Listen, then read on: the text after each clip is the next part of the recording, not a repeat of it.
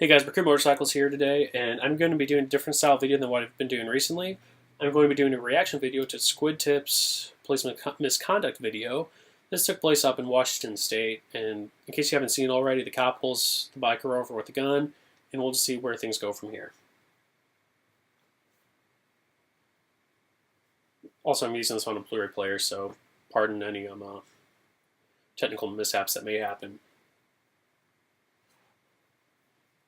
Here he notes that the cop did not identify himself, which he should have done right off the bat, especially if he had a gun pulled.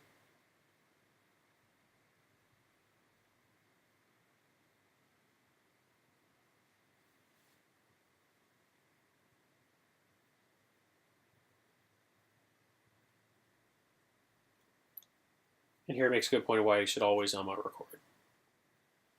Trigger warning. Alright, so right here he's braking slowly, and his braking eventually speeds up until he gets closer to the car in front of him, which would indicate to me that he's not speeding excessively, or if he is, he's going at most 20 miles an hour over the speed limit. I believe this is a 45-mile-an-hour zone, by the way.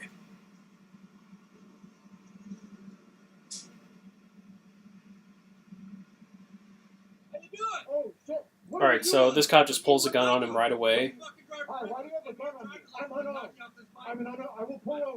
Alright, so first off right here, great move by the rider saying that he is unarmed right away. Therefore, the cop's should be able to ease himself out of things a little bit.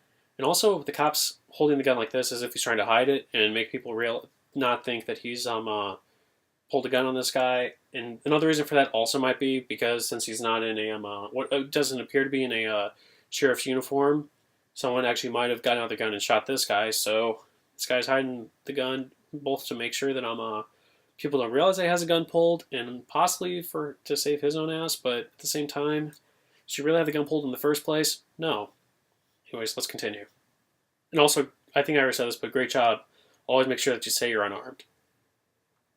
I'm unarmed. Take your ID right now. I'm going to take your ID out. If you move this bike, I'm going to dump you. I'm going to put my bike down. I'm going to turn it off, and I'm going to get off, okay? Is that all right? Can I take my helmet off? I can't hear you very well, sir. Get your ID out, please. I can't hear you very well. Can I turn my vehicle off? Alright, so at this point, I actually cannot blame the cop for reaching into his pocket to grab his wallet, because the cop didn't realize that the rider couldn't hear him, even though the rider was saying he couldn't hear him. You know, sometimes in the back of your head, there's always a thought like, is this guy pulling my chain, or can he really not hear me? So the cop reaches into his, what appears to be pants pocket, which would indicate that he's already done a quick search of his body and noticed, alright, it doesn't appear that there's a firearm on him, which that right there makes me wonder why he still has a gun pulled, because he was clearly able to identify where the wallet was. Now, I can understand, like, maybe in the hoodie pockets, because I guess he's on a bike, so, I don't know why anyone would be stupid enough to be holding a gun in the hoodie pocket, just for the simple fact that if it's something bad, like a Glock or something like that, it could, wink wink, it could go off. But anyways, that's besides the point. This rider cannot hear the cop, and that's pretty interesting, because whenever I'm on a bike, I always wear earplugs. You should wear earplugs, but I always try to make sure that I can at least hear basic vocal commands by talking to myself or playing a video off my phone. That just seems like a good way to do things. And so I don't know if this rider has hearing loss or what, but if I was a cop and someone was saying I can't hear you through my helmet, first I'll be like, take your blank helmet off, and then try to figure out why this guy cannot hear me. Now, it's possible just had really high density earplugs in, better than I've ever had, and that he actually couldn't clearly hear the officer, plus it might be combined with some hearing damage, or it could simply just be an adrenaline rush from having a gun pulled on you and pointed right at you. I'm really not sure. This is just pure speculation. Don't take what I'm saying right here as gospel. So, let's continue on. That's my wallet. I'm not armed. I'm sorry, you have a gun drawn on me, so I'm a little panicked. Worst excuse to ever pull a gun on somebody, because I'm the police. If that's your only excuse for pulling a gun, guess what? That means that you should not have the appearance of resorting to lethal force. I just don't understand. And also, going back to what he said earlier about dumping his bike, I'm assuming they just meant he'd push him over, which really, on a sport bike, it's not that hard to do, especially if someone's trying to take off real quick, because I'm sure this cop had the Even though he appears to be older, he still has the reflexes of a cop and being able to push a bike over because he's expecting him to take off, so he's ready for it. I don't think that he was talking about shooting him at this point. It's possible he was, but I don't think that he would have directly been like, hey, if you move, I'm going to shoot you, knowing full well that he wouldn't have been justified in shooting this guy. Hey, when you're driving, you're going to place people at risk at 100 miles an hour plus on the goddamn road? Doesn't say how he indicated or how he figured out that he was going 100 miles an hour or 100 miles an hour. So that right there raises some cause for speculation. Please turn my vehicle off and take my helmet off. Thanks. I'm gonna. You're good. I got your ID. I'm good now. That's what I want. Understand? All right. Also, right here, the way that the rider had his hands up and pulled the gloves off over his head, great idea because, especially I can't remember if he's already holstered his gun yet or not, but regardless, doing this and then dropping your gloves down on the tank, score scratching up the tank, getting shot is a lot worse. Can't speak for personal experience, but I just have a feeling that it would be a lot worse than scratching your tank up.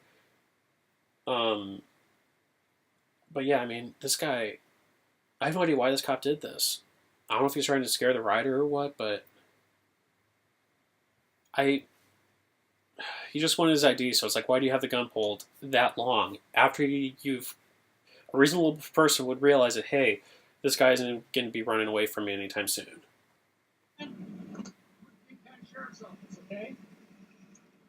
Took him over a minute for him to identify himself as Kings County Sheriff's Office. That's pretty bad.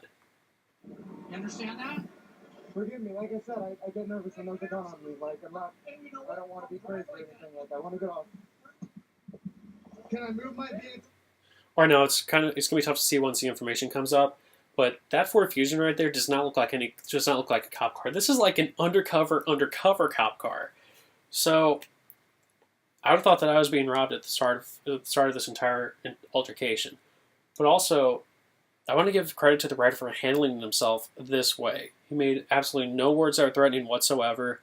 The only case where he did say something was, well, you have a gun pulled on me right now. But then again, you couldn't hear what the officer was saying, so I feel that's why he said that. But then again, try to make sure that you can hear basic verbal commands, especially whenever someone's raising their voice at you. Pull over. It's an arrestable offense, reckless driving. You understand that? Yes. Okay, it means you can go to jail. Yes. And a can impounds a bike. You understand that? Okay. You got that, right? Yes. So you cannot drive like that. All right, so this is just a friendly tip. Whenever they say to get impound your bike or arrest you, that pretty much means they're not going to. Not always. I'm taking this from that dude in blue, so don't take this as gospel. I mean, no offense, David, but you're awesome, but I just don't want to confuse people. Why are we driving like that? Because you put me at risk, you put them at risk, everyone. Why? Don't know? No answer? I'm going to work. Look at the company. Is that how you go to work? I am. Do me a favor. Let's take your bike and we'll get up over here off to the side. Okay, see where that bus thing is? Yes. Okay.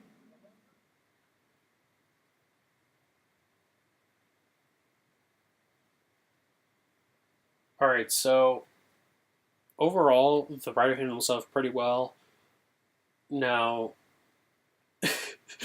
it was kind of funny because looking at that car, I highly doubt that he would have had a radar gun on him. That being said, though, I know what I said earlier, but then again, I mean, the cop might have saw this guy just go flying by or flying, just flying down the roadway, and that might have triggered something in his head to be like, hey, I got to pull this guy over. Because I know from the detectives I know in real life, they try not to pull people over unless they're doing something, quote, really stupid. Now, do I think that this rider was going over 100 miles an hour? No. Was it possible he was going 60? It really wouldn't surprise me. I mean, sport bike riders in general, I mean, it's like, well, all motorcyclists and a lot of cars. There's a 45-mile-an-hour road near my house, and almost everyone goes up around 70 on that road. So, is it really deviant behavior? No. Illegal? Yeah, but, well, possibly. I mean, I'm not even sure if he was even going that fast. Because I think that this is a 45-mile-an-hour zone. It certainly has the appearance of what will be a 45-mile-an-hour zone in my area, but that's all pure speculation, so Since it doesn't seem like it's in a downtown area, my guess is that's a 45 zone.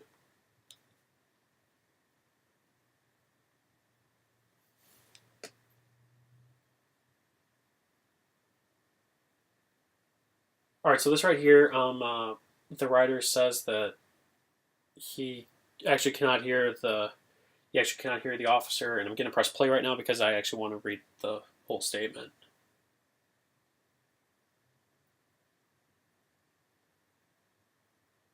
All right, so he turned his camera on a few blocks away from his home, so that actually makes me wonder how he could have possibly gotten to over 100 miles an hour if he was just a couple blocks away. Because normally I'd let my bike warm up a little bit, and almost all riders take better care of their bikes, and a lot of car drivers do their cars. So I don't think that this rider would have been going over 100 miles an hour just a couple blocks away from his home. It doesn't seem reasonable to me. It just doesn't seem likely, if I'm being brutally honest.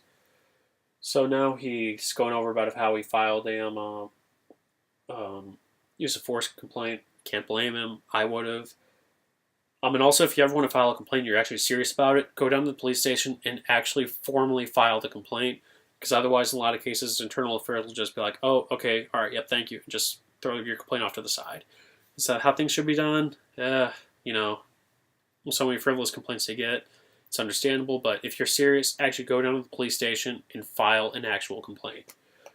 Now remember that only do that if it's actually serious, because otherwise you could get in trouble for filing a false document. Which, since he had video proof of this, made things pretty clear. He's going after a Fourth Amendment violation, so it'll be pretty interesting to see how things turn out with this case. So far, I know they're just running the IA investigation, so we'll see how things play out. And let's finish up the video just to make sure that there isn't any additional information that I ought to cover in the end of this video.